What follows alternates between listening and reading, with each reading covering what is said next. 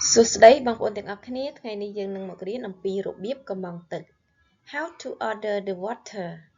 របៀបកំងទឹកឧទាហរណ៍ថាយើងចូលនៅក្នុងហាងបាយឬហាងអីមួយអញ្ចឹងណាប៉ុន្តែយើងអត់ទាន់មានទឹកទេអញ្ចឹងយើងចង់សុំទឹកគេមួយកែវចាឥឡូវនេះអញ្ចឹងយើងទៅអ្នកគ្នាថាតើគេនិយាយដូចម្ដេចអញ្ចឹងខ្ញុំសុំទឹកមួយកែវមកបានទេយើងនិយាយថា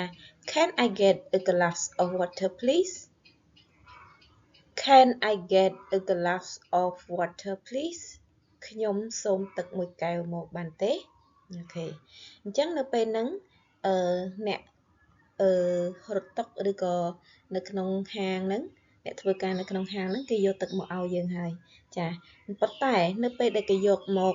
ទឹកដែលគេយកមកហ្នឹងគឺវាមានសភាពថាវាទឹកត្រជាក់អញ្ចឹងយើងអត់ចង់បានទឹកត្រជាក់ទេអញ្ចឹងយើងសុំទឹកដែលអត់ត្រជាក់វិញតើយើងនិយាយបែបម៉េចអូខេតើអញ្ចឹងយើងនិយាយបានថា Can I get room temperature water please Can I get room temperature water please ខ្ញុំសុំទឹកអត់ត្រជាក់មកបានទេអញ្ចឹងមានន័យថាអាទឹកដែលគេយកមកឲ្យយើងហ្នឹងគឺត្រជាក់ហើយប៉ុន្តែយើងសុំដូរវិញគឺយកអាអត់ត្រជាក់វិញចាអញ្ចឹងយើងអាចនិយាយថា Can I get room temperature water please អូខេខ្ញុំសូមទឹកអត់ត្រជាក់មកបានទេអូខេអញ្ចឹងពេលដែលគេយកមកទៀតថាតើទឹកដែលគេយកមកហ្នឹងវាអត់ត្រជាក់ប៉ុន្តែគឺទឹកធម្មតាទឹកដែលយកចេញមកពីក្បាលរ៉ូប៊ីណេធម្មតាមិនមែនជាទឹកសុទ្ធអញ្ចឹងណាអញ្ចឹង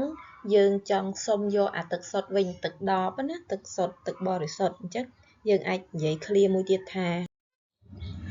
I prefer a bottle of water please I prefer a bottle of water please